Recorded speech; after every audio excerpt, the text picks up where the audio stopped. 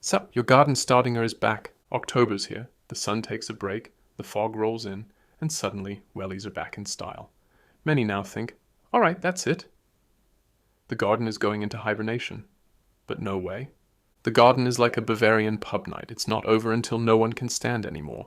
And in October the motto is Fertilizer instead of a blanket. Because this is about the essentials, building muscle for the winter. Potassium is the magic word, the plant's gym in a bag. It strengthens the cell walls, makes the leaves frost hardy, and prevents your garden from falling into a winter depression.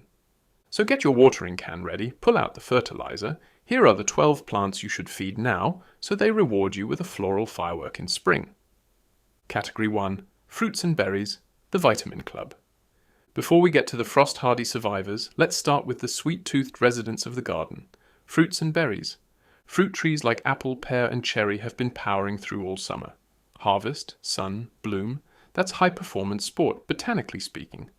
Now their energy reserves are empty, and without a refill they'll stand there in winter like a marathon runner without a banana. That's why, bring on the potassium. It helps the trees to properly ripen their wood, preventing the branches from freezing like a wet stick in January. Scatter the fertilizer on the outer edge of the tree's drip line. That's where the fine roots sit. I always do this after a rainy day, by the way.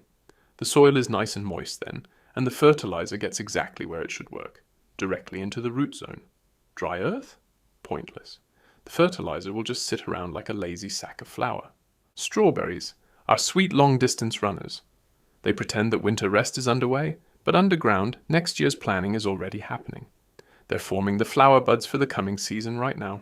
A bit of compost or organic berry fertilizer helps ensure you don't get mini strawberries next year, but juicy vitamin bombs that'll make the neighbors green with envy. And berry bushes, from raspberry to currant, are also happy about potassium now. This strengthens the canes, hardens the shoots, and ensures they survive the winter without saying, "I really wish I'd vacationed in Spain." Small tip. If you like, you can mulch right after fertilizing. This retains moisture in the soil and protects the roots like a cozy blanket. I like to use shredded branches or leaves as it not only looks nice but also feeds the soil organisms. Category 2. Winter hardiness and frost protection. The survivors.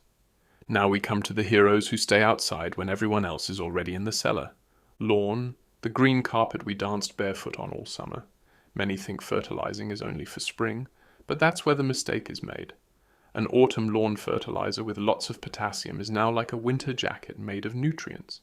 It protects against frost, fungal diseases, and that moss plague that always spreads when you neglect things for a couple of weeks. I always say, if you feed the lawn now in autumn, you'll have less to curse about in spring. Because a rich green, dense carpet doesn't come by magic, but from the right fertilizer at the right time. And now the roses, the divas of the garden.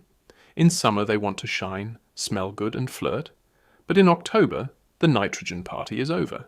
Now they need potassium to firm up their tissue. This helps them get through the winter without the shoots turning black or freezing. SO, one application of potassium-rich fertilizer around the root area, and your roses will survive the frost like true queens. I admit I sometimes talk to my roses. When I fertilize them in October, I say, "All right, you get your winter ration now, and then no more diva behavior until March." Evergreen hedges like Laurel, Thuja, or Boxwood are the silent guardians of your garden. They stand there, in sun, snow, and storm, always nicely trimmed, always dutifully green. But they need food for that. A potassium-rich fertilizer strengthens their cell structure, so the foliage doesn't look like paper in January. While you're at it, give them a good watering too, because many evergreens are more likely to die of thirst than to freeze. Especially in winter when the ground is frozen, the sun draws water from the leaves, and then they hang limp, even though it hasn't even frozen. And then there are the rhododendrons and azaleas, our sensitive beauties. They fear frost like we fear the first cold snap in a car without heated seats. Potassium ensures that the cell sap gets denser. That's basically Deluxe antifreeze. This helps them survive the winter without their leaves hanging down sadly like old towels. Category 3. Woody plants and structure plants. The steadfast. Let's move on to the keepers of structure, the silent giants that give your garden its backbone. Ornamental shrubs like lilac or hydrangea have already had their big summer show. Now it's time to finish wood ripening and strengthen buds so spring doesn't start with mushy shoots. Potassium is the backbone vitamin here. It ensures the shoots become stable and frost-hardy. If you listen closely, you can almost hear the cell walls strengthening.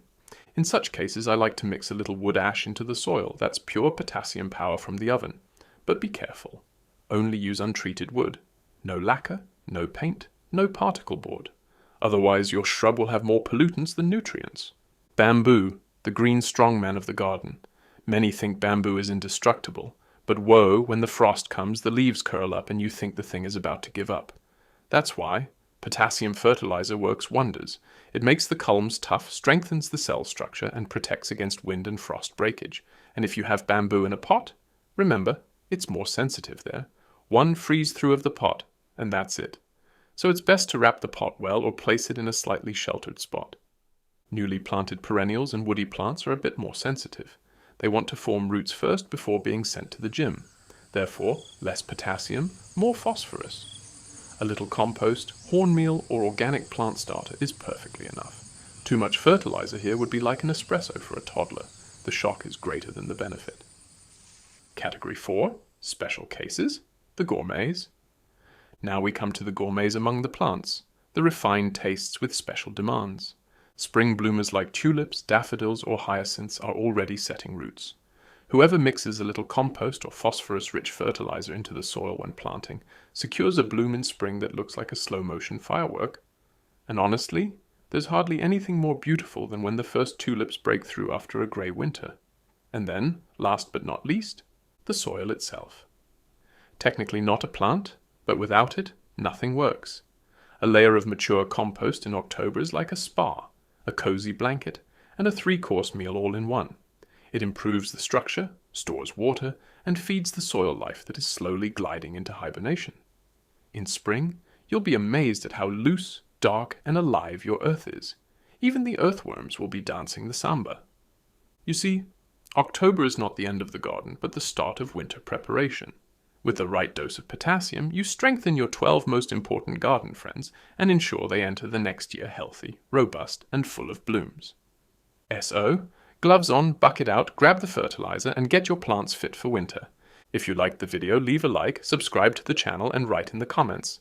Which plant is getting the last power snack before the frost at your place? And if you want to know which 12 perennial plants you can plant in October to harvest forever, then be sure to watch my new video. Plant these 12 perennial plants in October and harvest forever. I'm telling you, that's horticultural immortality.